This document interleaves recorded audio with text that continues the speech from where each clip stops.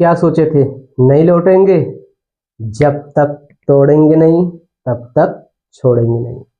तो प्यारे बच्चों, इस वीडियो में हम कक्षा 10 गणित प्रश्नावली 1.1 का तीसरा क्वेश्चन से शुरुआत करेंगे। तीसरा क्वेश्चन क्या रहा, देखिए, अभाज्य गुणनखंड विधि द्वारा निम्नलिखित पूर्णांकों के एचसीएफ और एलसीएम ज्ञात कीजिए। यानी इनका सबसे पहले करना है अभाज्य गुणनखंड, उसके बाद निकालना है मसा और लसा। तो आइए फटाफट देखते हैं, बहुत सरल क्वेश्चन है। सॉल्यूशन तीसरे का पहला, तो पहली संख्या क्या दिया बेटा, पहली संख्या दिया है 12, दूसरी संख्या 15, तीसरी संख्या 21। ठीक है, इसका हम लोग क्या करेंगे, प्राइम फैक्टर अभाज्य गुणनखंड। देखो इसको लिख सकते हैं, 12 को लिख सकते हैं 4 तिहाई 12, और जो होगा बेटा 2 गुने 2 गुने 3। 15 को लिख सकते हैं बेटा 3 गुने 5, 3 5 15। 21 को लिख सकते हैं 3 सते 21, 3 गुने 7। अभाज्य गुणनखंड हो गया। अब इसका हम क्या निकाल देंगे, एचसीएफ। तो कहेंगे एचसीएफ किसका किसका, 12 का, 15 का, 21 का, इक्वल टू। तो एचसीएफ निकालते समय मैंने क्या बताया था आपको बेटा, कि तीनों में जो मिलता हो वही क्या होगा, एचसीएफ। देखो 3 यहाँ पे है, 3 यहाँ पे है, 3 यहाँ पे है, 3 मिल रहा है तो 3 लिख लीजिए। 3 के अलावा कुछ और मिल रहा है नहीं, देखो 2 इसमें है, इन दोनों में नहीं है, इसमें 2 है, इन दोनों में नहीं, ये 5 है, इन दोनों में नहीं है, ये 7 है, इन दोनों में नहीं है, कुछ मिल नहीं रहा बेटा, सिर्फ 3 है। 3 क्या हो जाएगा, एचसीएफ हो जाएगा। अब क्या निकालेंगे, एलसीएम किसका, 12 का, 15 का, 21 का। तो बेटा जो मिलता है पहले उसको लिखते हैं, 3 3 3, जो मिलता है सबसे पहले उसको लिखते हैं, बाकी जो छूटता है उसको लिखते हैं। तो पहले में देखो 2 2 है, नहीं है इन सब में, तो 2 गुने 2 कर दो। ठीक है, अब देखो इसमें 5 है, इनमें नहीं है, तो गुने 5 कर दो। देखो इनमें 7 है, इनमें 7 है, इनमें नहीं है, गुने 7 कर दो बेटा। अब इसका कर देंगे मल्टीप्लाई। मल्टीप्लाई कैसे करेंगे बेटा, 3 दूनी 6 दूनी 12, 12 पंचे 60 ना बेटा, 3 दूनी 6 दूनी 12 पंचे 60, और 60 गुणा 7 में करेंगे तो 420 हो जाएगा। इतना बात समझ पाए, नहीं समझ पाए बेटा। अब हम लोग देखेंगे दूसरा सवाल। तो सॉल्यूशन थर्ड का सेकंड, तो थर्ड का सेकंड दिया क्या है बेटा, देखो पहला नंबर दिया है बेटा 17, दूसरा नंबर दिया बेटा 23, तीसरा नंबर दिया बेटा 29। तो हमें पता है, ये आपको बता दें बेटा, 17 23 29 ये खुद अभाज्य संख्या है, तो इसका प्राइम फैक्टर नहीं होगा अभाज्य में। इसको लिख सकते हैं 1 गुने 17, और इसको लिख सकते हैं 1 गुने 23, इसको लिख सकते हैं 1 गुने 29। समझ पाए। अब इसका निकाल लेंगे बेटा एचसीएफ। एचसीएफ किसका, 17 का, 23 का, 29 का। तो बेटा इन तीनों में मिल क्या रहा है, तो आप कहेंगे सर जी 1 मिल रहा है, तो एचसीएफ 1 हो जाएगा। अब क्या निकालेंगे, एलसीएम। एलसीएम किसका, 17 23 29। बेटा जो मिलता है पहले उसको लिखते हैं, तो 1 1 मिल रहा है, 1 लिख देंगे। अब जो छूट रहा है उसको लिखेंगे बेटा, इसका देखो 17 छूट रहा है, गुने इसका जो है 23 छूट रहा है, गुने इसका जो है 29 छूट रहा है। ठीक है बेटा, तो 17 23 29 का फैक्टर मैंने बताया था किसका होता है, 11 33 9 का होता है। 17 23 29 किसका फैक्टर होता है, 11 33 9, यानी 17 23 29 का जब गुना करेंगे तो 11 33 9 आएगा, और 11 33 9 का गुना जब 1 में होगा तो यही आएगा, यानी यही क्या हो गया, एलसीएम 17 23 29। यही 17 23 29 का क्या हो गया, एलसीएम हो गया। मेरी बात समझ पाए। अब आइए देखते हैं प्रश्न संख्या थर्ड, तीसरे का थर्ड। ठीक है, देखिए सॉल्यूशन तीसरे का तीसरा। ठीक है, तो संख्या क्या क्या दे बेटा, पहली संख्या दिया है 8, दूसरी संख्या दिया है 9, तीसरी संख्या दिया है 25। तो इन सब का क्या करेंगे, अभाज्य गुणनखंड करेंगे।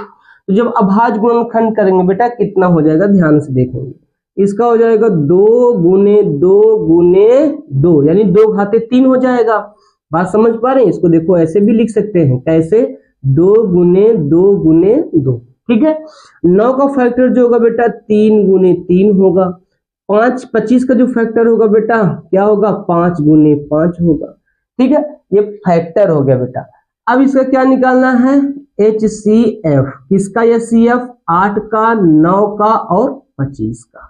तो बेटा तीनों में कुछ मिल रहा है, तो आप कहेंगे सर कुछ नहीं मिल रहा है, तो इसका HCF 1 हो जाएगा। अब देखेंगे LCM, तो LCM देखेंगे 8 का, 9 का, 25 का। तो बेटा तीनों में कुछ मिल रहा है, नहीं मिल रहा है, तो 1 लिख दो बेटा। अब इसके बाद जो छूटता है सबको लिख दो बेटा। यहाँ पे देखो 2 2 2 2 2 2, इनमें नहीं है इसलिए सभी लिखे जाएंगे। 3 3 किसी में नहीं है बेटा, गुने 3 गुने 3। अब बेटा यहाँ गुने 5 किसी में नहीं है, तो गुने 5 गुने 5। अब बेटा इसका हम मल्टीप्लाई कर देंगे, क्या कर देंगे? मल्टीप्लाई। तो याद रखना बेटा, देखो 2 दूनी 4 दूनी 8, ठीक है। और 8 का गुणा जब 25 में होगा बेटा 200 हो जाएगा। 8 गुना 25 में होगा तो 200 हो जाएगा, और 200 में 9 का गुना कर देंगे तो 9 दूनी 1800 हो जाएगा। यानी इसका जो LCM आएगा बेटा 1800 आएगा, गुना कर लेंगे, ठीक है। इतना बात समझ में आया? अब बेटा आइए हम लोग देखते हैं चौथा प्रश्न। बात समझ में आया? देखिए प्रश्न संख्या 4 क्या कर रहा है? यह CF 306 657 बराबर 9 दिया है, LCM 306 657 ज्ञात कीजिए। इसका मतलब मेरे लल्ला कि 306 और 657 का जो लम्हा दिया है वो 9 है, और 306 657 का आपको लसा निकालना है, ठीक है। तो देखो लल्ला आपको मैंने एक नियम बताया था कि बेटा जब दो संख्या दिया हो उसका मासा दिया हो तो लसा हम निकाल सकते हैं ना। तो सूत्र क्या होता है बेटा?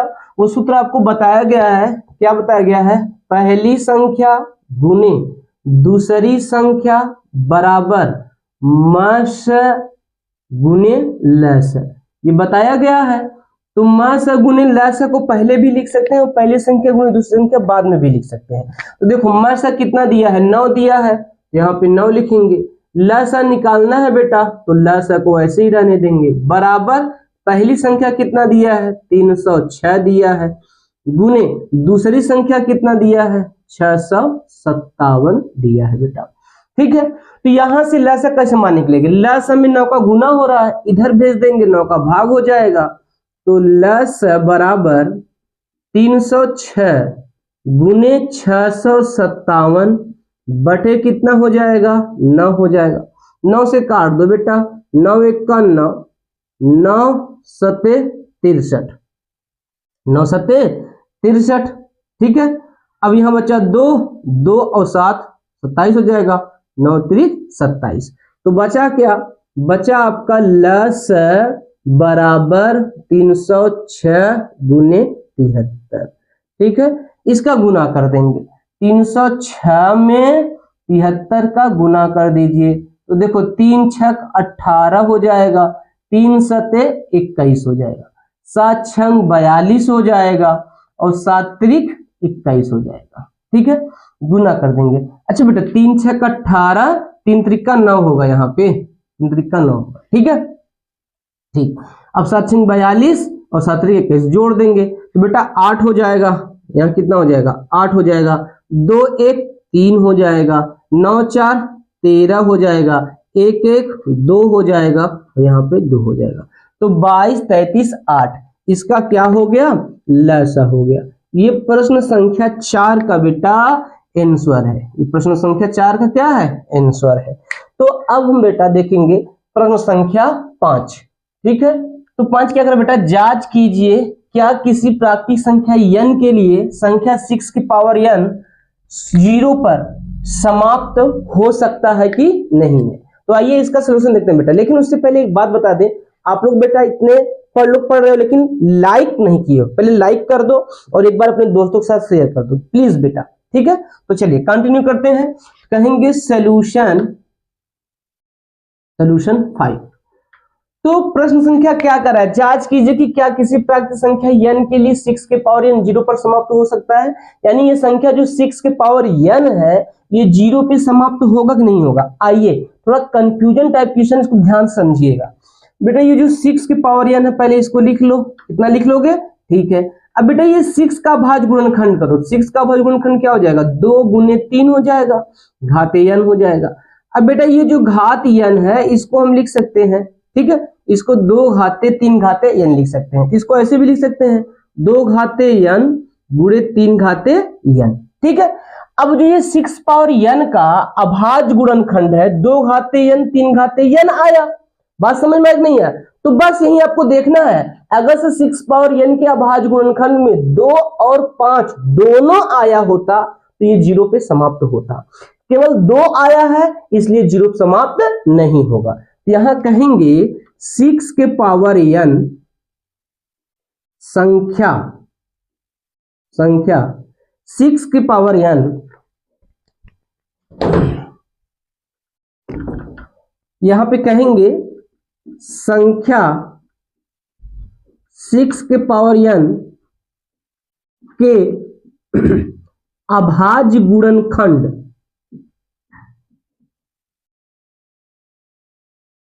अभाज्य गुणनखंड 6 पावर n का अभाज्य गुणनखंड 2 के पावर m इंटू 5 के पावर n के रूप का नहीं है, अतः यह संख्या शून्य पर समाप्त नहीं होगा, ठीक है बेटा। अगर से इसके अभाज्य गुणनखंड में 2 और 5 दोनों उपस्थित होता तो यह शून्य पे समाप्त होता। इसको ऐसे भी लिख सकते हैं, समझ में आया। इसका स्क्रीनशॉट ले लीजिए। आइए अगला प्रश्न देखते हैं, प्रश्न संख्या 6। व्याख्या कीजिए कि 7 गुने 11 गुने 13 प्लस 13 और 7 गुने 6 गुने 5 गुने 4 गुने 3 गुने 2 गुने 1 प्लस 5 भाज्य संख्याएं हैं, क्यों है। तो इसको मुझे दिखाना है कि भाज्य संख्या है, लेकिन क्यों है ये बताना है। आइए देखते हैं इसका रीजन। तो बेटा कहेंगे हम सॉल्यूशन 6। तो यहां पे देखो संख्या क्या दिया लल्ला, संख्या जो दिया है 7 गुने 11 गुने 13 प्लस 13, यह एक संख्या दिया है और इस संख्या को एक्सपेंड करके दिया है, प्रसार करके दिया है। तो इसको आप सिंप्लीफाई करके एक नंबर लेकर आइए। तो देखिए इसको सॉल्व करेंगे जब, तो ध्यान देखिएगा 13 यहाँ बा भैया, 13 यहाँ बा, 13 13 दोनों मिला था, 13 बहरे कैले बेटा, 13 बहरे कर लेंगे लल्ला, बचेगा क्या 7 गुने 11 प्लस 1, ठीक हो भैया। अब इसको सॉल्व करिए 13, देखा 11 गुना 7 में 77, 77 1 78, 78 हुई है, ठीक हो, गुने 1 लिख सकी थे अपने मन से। अब ध्यान से देखा, अब जब एकर गुणा करब कोनो संख्या मिले और उस संख्या की फैक्टर हो कह सकत है, यानी 13 78 1 के जब गुना करब तो एक संख्या मिले, तो वो जो संख्या हो या जो संख्या हो 13 से कटे, 78 से कटे, 1 से कटे, बात समझ में आई है। यही हमारा इका हो भाज्य संख्या हो। जब कोनो संख्या 2 से ज्यादा संख्या से कटे लगत है तो वो भाज्य संख्या होता है। तो ये 13 से भी कटे, 78 से भी कटे, 11 से भी कटे, जो संख्या दिए बा ये 13 से भी कटे, 78 से भी कटे, 1 से भी कटे, ये हमारी का हो भाज्य संख्या हो। तो का कहब, दी गई संख्या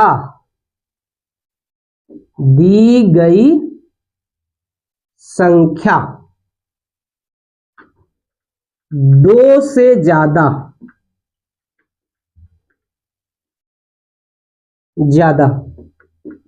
संख्याओं से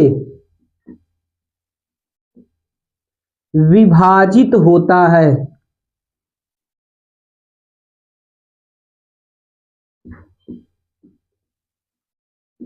दो संख्याओं से विभाजित होता है, अतः यह भाज्य संख्या है। बात समझ में आ गया। इसी प्रकार बेटा लल्ला इसको सॉल्व करेंगे। 7 गुने 6 गुने 5 गुने 4 गुने 3 गुने 2 गुने 1 प्लस 5 है ना। देखो प्लस के बाद 5 है, प्लस के पहले से गुने में है, यहाँ 5 है, 5 बाहर कर लेना, इसका गुना कर लेना, फिर एक जोड़ देना, जो आएगा यही सेंटेंस फिर लिख देना। समझ पाए। ये मेरा 6वां प्रश्न हो गया। अब आइए देखते हैं प्रश्न संख्या 7। 7वां प्रश्न क्या कह रहा है, किसी खेल के मैदान के चारों ओर एक वृत्ताकार पथ है। इस मैदान का एक चक्कर लगाने में सोनिया को 18 मिनट लगते हैं, जबकि इसी मैदान का एक चक्कर लगाने में रवि को 12 मिनट लगते हैं। मान लीजिए दोनों एक ही स्थान और एक ही समय पर चलना प्रारंभ करके एक ही दिशा में चलते हैं, कितने समय बाद पुनः प्रारंभिक स्थान पर मिलेंगे। तो बेटा ये क्या हो गया, प्रश्न हो गया। आइए इसका सलूशन देखते हैं। बहुत अच्छा क्वेश्चन है और ये इंपॉर्टेंट भी है, आप इंपॉर्टेंट लगा लीजिएगा, ठीक है। देखिए अब इस क्वेश्चन में कहा क्या है, करा एक वृत्ताकार मैदान है, तो सबसे पहले ये हमने क्या बना दिया, वृत्ताकार मैदान बना दिया, ठीक है। अब क्वेश्चन में क्या है समझना है, यहां मान लो रवि यहां से चलना स्टार्ट करता है, रवि यहां से क्या करता है, स्टार्ट करता है, सॉरी कौन, सोनिया, सोनिया यहां से स्टार्ट करती है। अब यहां से ऐसे इसका एक चक्कर लगाते लगाते लगाते लगाते इस चक्कर यहाँ एक चक्कर कंप्लीट करती है 18 मिनट में। जो सोनिया है वो कितना मिनट में कंप्लीट करती है, 18 मिनट में, ठीक है। अब ध्यान समझिएगा, अब इसी चक्कर का ध्यान समझिएगा, इसी मैदान का एक चक्कर रवि लगाता है, वो 12 मिनट में करता है। यानी रवि यहां चलना शुरू करेगा, दौड़ेगा, दौड़ते दौड़ते एक साथ यहां वो 12 मिनट में कंप्लीट करता है। कितने मिनट में, 12 मिनट में। यानी रवि कितने मिनट कंप्लीट करेगा, रवि 12 मिनट में कंप्लीट करेगा। तो क्वेश्चन में कह रहा है कि ये दोनों एक साथ, यानी सोनिया और रवि दोनों एक साथ यहां पर स्टार्ट करे चलना और एक ही समय में एक ही साथ चलना शुरू करे एक ही दिशा में, तो वो दोबारा कब यहां मिलेंगे। एक बार यहां दोनों खड़े होंगे, सोनिया और रवि दोनों यहां खड़े होंगे ना। अब टाइम स्टार्ट हुआ, दोनों दौड़ना शुरू करेंगे एक साथ, तो दोबारा कब ये मिलेंगे, क्योंकि देखो बेटा जब 12 मिनट होगा तो 12 मिनट रवि यहां पहुंच जाएगा, लेकिन सोनिया इसके पीछे रहेगी क्योंकि वो समय 18 मिनट लेती है, ठीक है। तो बेटा दोबारा मिलने के लिए समय ज्यादा जाएगा ना, जैसे 12 मिनट में यहां पहुंचेगा तो 12 मिनट, जब 18 मिनट सोनिया यहां पहुंचेगी रवि आगे निकल जाएगा, तो इसलिए समय इससे बड़ा चाहिए। तो इससे समय बड़ा चाहिए, इसका निकालेंगे लैसर। क्या निकालेंगे बेटा, लैसर निकालेंगे। बात समझ में आया। तो यहां पे हम कहेंगे, बस सीधी सीधी बात कहेंगे बेटा कि 18 का फैक्टर, तो 18 का फैक्टर 2 इंटू 3 के पावर 2 होगा बेटा, ठीक है। अब किसका, 12 का फैक्टर, तो 12 का बेटा 2 के पावर 2 इंटू कितना होगा, 3 होगा। इसका निकाल दीजिए एलसीएम, तो एलसीएम 18 कामा 12 इक्वल टू क्या होगा बेटा, देखो मैंने कहा था जब फैक्टर घात के रूप में हो तो हम बड़ी घात वाला लेते हैं। यहाँ पे 2 घाते 1 है, यहाँ पे 2 घाते 2 है लल्ला, तो क्या लिखेंगे, 2 घाते 2 लिखेंगे। यहाँ पे 3 घाते 2 है, यहाँ पे 3 घाते 1 है, तो आप लिखेंगे 3 घाते 2 लिखेंगे। यही क्या हो जाएगा, एलसीएम। तो LCM of 18 comma 12 equal to 2 दूनी 4 गुने 3 त्रिका 9, यानी 36 मिनट। बात समझ में आया कि नहीं आया। यहां लिखेंगे रवि और सोनिया, सोनिया दोबारा 36 मिनट में फिर मिलेंगे, फिर मिलेंगे, ठीक है बेटा। तो इसका आंसर क्या हो जाएगा, 36 हो जाएगा। थैंक यू वेरी मच, आप लोगों ने पूरा क्लास ज्वाइन किया। और बेटा जो क्लास ज्वाइन किए हैं आपके सामने दिख रहा है, देखो कितना पसीना हो रहा है, मेहनत किए हैं। तो लाइक करना मत भूलिएगा और अपने दोस्तों के पास शेयर करके बेटा और लाइक कर दीजिएगा। जो चैनल को सब्सक्राइब नहीं किया होगा वो चैनल को सब्सक्राइब कर ले, क्योंकि डेली 7:45 पे आपको क्लास मिलता रहेगा।